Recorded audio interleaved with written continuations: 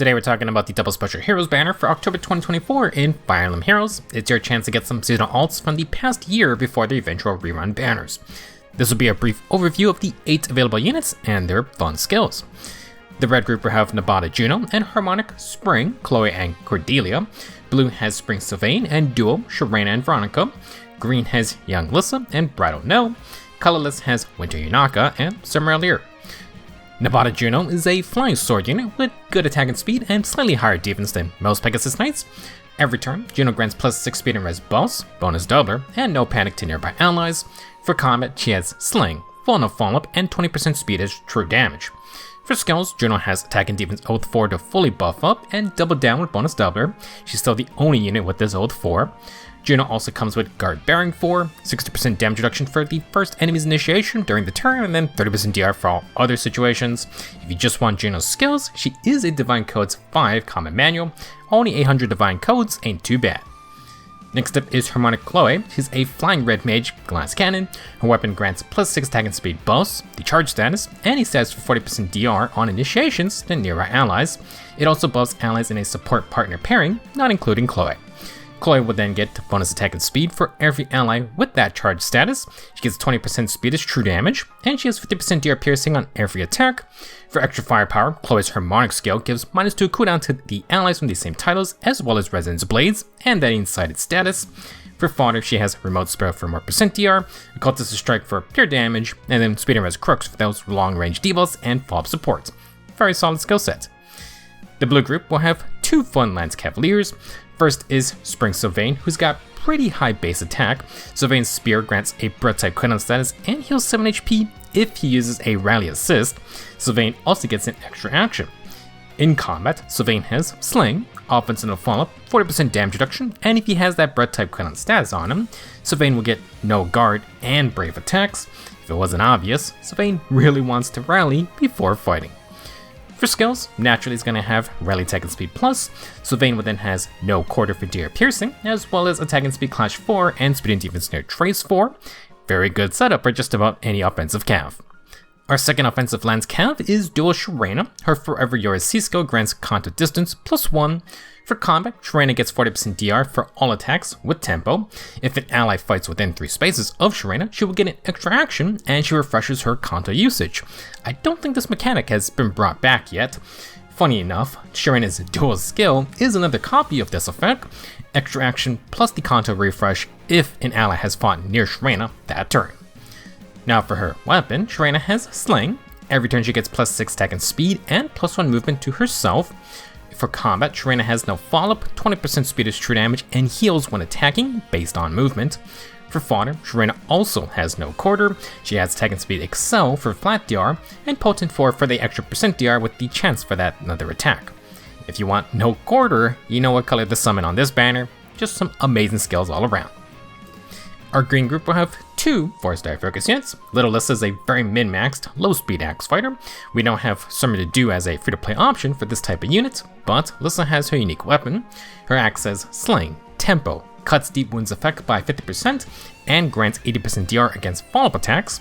If Lissa is healthy, she deals true damage based on her defense stat on special triggers, but if she's under 75% HP, then she will heal for that amount instead. For fodder, Lissa has Times Pulse 3, which is always valuable, and then she has Defense Press Finish 3, which is still pretty rare. However, Pandrail also got this skill as a new demote. If you're looking for a build, this Lissa is pretty much set up stat-wise and skill-wise to take on Lagu's Friend 4. Next up is Bridal Nell. She's a fast infantry dragon with some resistance. Nell's basically the green counterpart of the New Year's red male and blue female Kana as the easier to get dragons of the year with this stat spread. Nell's inheritable Dragon Bloom Plus grants the +4 stats, 15% speed as true damage, and 80% damage reduction for first attacks if this is the first fight of the phase. For all other engagements, it's going to be 40%. For other skills, Nell has Attack and Speed Scale 3 and Counter Roar 3. Attack and Speed Scale 4 is only on Mythic Lumera, while Counter Roar 4 is on Rearmed Lumera and Brave Corn. Fairly rare stuff, although Scout skills without bonus resistance are a little iffy. Overall, Green has 2 decent 4-star focus units with some interesting fodder skills to help you bridge over to those tier 4 versions. The colorless group will have Winter Yaka. We're only a few months away from her supposed actual rerun. Yunaka's a colorless dagger cavalier with full offensive focus. She has sling, gains bonus attack and speed the fewer allies are near her, has offense in the follow-up, no guard, and when initiating, Naka pierces %DR skills and gains her own %DR effect. For every space she moved, she gains 30% DR piercing and 30% DR against first attacks. However, if there's a Divine Vein within 2 spaces, Yunaka gets the max bonus, which is 90% DR piercing and 90% damage reduced. No need for lethality, and if Yunaka survives, she has Kanto distance to retreat far away. For fodder, very fun skills, Yunaka has the Flared Strike combo, and we actually didn't have another Assassin Strike holder until Brave Burning. She then has Fatal Smoke 4, which itself is only on 3 units, but the units like Marnie and the continued absurd amount of healing from various skills, not a terrible idea to have Fatal Smoke 4 on someone on your team. Last up for today is some Alear, speedy colorless image dragon with Summer's Eyes. This Alear's unique special is generally better than her legendary ult. She gives a bonded status to her support partner or the highest attack ally, which means even on AI controlled defense teams, Alear can give DR piercing specials to her allies. The downside is that if this bonded status is neutralized, Alear doesn't share her DR piercing, and she doesn't even get her own 40% damage reduction from Bond Blast. Having a support partner is still the surefire way to get these effects. With a new Arcane Tome that provides a focus on specials and mages not having an innate DR piercing special, Alear can be a fun unit to have around. For fodder, Alear has Speedrun's Finish 4 and Nelsie Jessup 4. This Alear is still the only unit with even Res Wave D, Res buffs with Scowl for the user. Very interesting, but sadly this is a dragon only skill. With all the instant special cooldown going around though, double Scowl from the A skills and the C skill doesn't seem that crazy to run. That'll be it for this video. Good luck if you're going for any of these seasonal ults. Just a few reminders, new mythic hero at the end of the spooky month.